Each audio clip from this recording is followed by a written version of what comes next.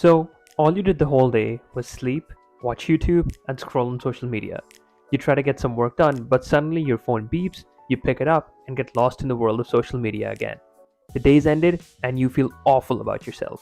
It's frustrating, right? But don't feel sorry for yourself. We've all been there, done that.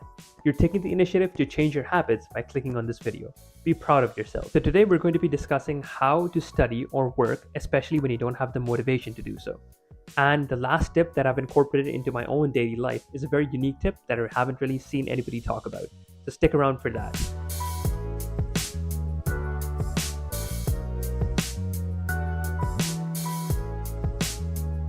So most of us today are absolutely addicted when it comes to social media, YouTube, or gaming. And that's because they're simply at our disposal always. And by engaging in these activities, we get a rush of dopamine in our brain, which, simply put, is a feel good hormone. But by frequent usage of social media and YouTube and gaming, our brains get used to not being satisfied with the same amount of usage of these things. Therefore, we get addicted and spend longer hours on social media. But there's a very simple way to counter this. You must do exactly what is done in a rehab. Let me explain. So, if we take all of these things away at once, exactly like our parents and teachers tell us to, our dopamine levels will plummet immediately. Therefore, studying and working becomes so uninteresting and boring. What you need to do instead is slowly take these things away by pairing it up with studying. If you like to watch YouTube videos, for example, then watch these videos while studying. And slowly transition to watching study videos, study music videos, or even motivational content. And after a while, you'll see that you'll only be relying on videos like Study With Me or no videos at all. And this works with absolutely everything that you do in your daily routine. For example, if you like to cook but you can't do it without social media, then begin by watching cooking and recipe videos at this time.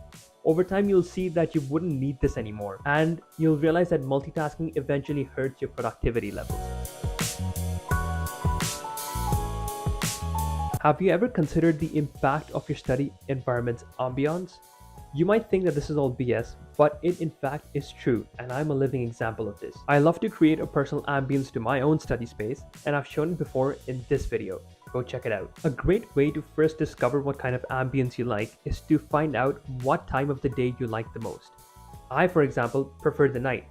Therefore, I keep my study area dimly lit, but not to the point where I can't see anything. It creates a great vibe and atmosphere for me to concentrate and focus in to get all of my work done and be at my highest level of productivity. Smells also play a major role in this. Invest in essential oil diffusers and scented candles that release your preferred fragrance. The act of creating a personalized ambience can signal to your brain that it's actually time to focus and concentrate on getting work done. Some of my friends, for example, get quite active to the smell of coffee.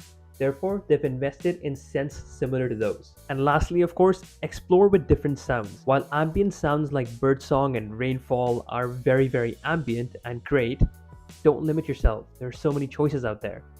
Perhaps you find that a gentle hum of a coffee shop or the soft chatter of a library is better for your focus. There are countless options available online for you to explore and play around with. Sometimes procrastination can actually help you yield positive results. I know that it is viewed negatively, but I'll introduce it in a way that it'll help you yield positive results. To clarify, smart procrastination isn't about avoiding work altogether.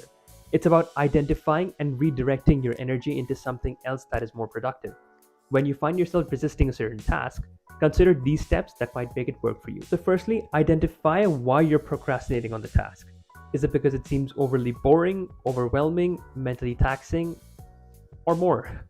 Next, create alternative productive tasks. Once you've pinpointed the issue, have a list of tasks that you can do instead of the tasks that you're trying to avoid. These tasks should be related to your overall goals, but different enough to provide you with a sort of mental break. For example, if you're procrastinating on writing an essay, maybe figure out your study notes, get them together. Next, set time limits and transition well. Allocate a specific amount of time to work on the alternate task, making sure that it doesn't cover up your entire study session, while also ensuring a smooth transition back to your original task. When you return to your original task, you'll find a renewed sense of motivation and clarity to work on it. And lastly, tracking is key. If you find out that this is becoming a good way for you to escape completing all of your essential work, then adjust your approach.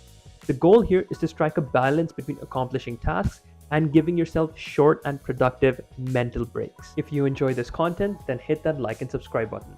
Remember to also ring the notification bell so you never miss an update. Thank you for your support. It means a lot. Something else that I really recommend is to break free from the monotony of routines. Sometimes intentionally disrupting your study schedule or location can really stimulate your mind for better focus and productivity. And this is very simple and easy to implement and master. One of the simplest ways to do this is to change your study location. Explore different spots like your local library, a cozy cafe, a park bench, or even your backyard. Each environment brings new sensory experiences that can stimulate your mind for better focus and productivity. Other than location switching, something else you can do to surprise yourself is to switch subjects. If, for example, you've been studying math for hours, maybe it's time to switch gears and dive into the world of history or literature. This sudden shift can prevent mental fatigue and keep your enthusiasm alive. And for those seeking a more radical approach, try changing up or inverting your daily routine. If you're more used to and like to or prefer studying in the morning, try to invert your routine and go for late night study sessions. This inversion can actually help shake up your circadian rhythm, making your brain more receptive during these more unconventional hours. And now for my most effective, engaging, and fun tip. Basically, turn everything into a game. To begin, simply write down the tasks that you have to do over the next week. I know that this list can keep changing, but get an overall of the list. And then assign points to all of the tasks on that list. And then you'll determine your rewards, to which you will also assign points. Now, the more valuable a reward is for you, the more points it should take to achieve it. And you could do this with a friend if you like, to keep you both on track and to make sure both of you focus on it strictly. Now, it's very important to keep track of everything that you're studying. And just for this, I have an excellent and beautifully designed study tracker for you that you'll absolutely love. To get the study tracker, like this video, subscribe to this channel, and follow me on Instagram. All links are in the description. Then send me a screenshot proof of your YouTube subscription and Instagram follow via Instagram DM. And with that, we've come to the end of this video. Thank you for joining me on this exhilarating adventure today. Until next time, keep striving for excellence, stay curious, and always pursue your dreams. Take care, and I'll see you in the next one.